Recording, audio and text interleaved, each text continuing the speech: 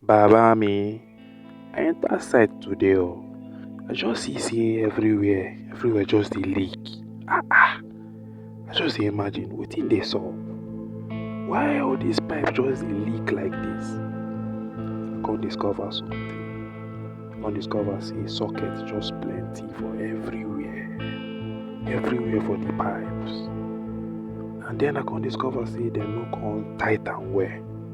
I say no, dis cannot happen. I say make dem go carry one pipe wrench come outside. The plumber say no, say we go need two. Then we go carry two pipe wrench come outside. Then we see we go tight the socket well. Then we come dey try adjust the pipe wrench to take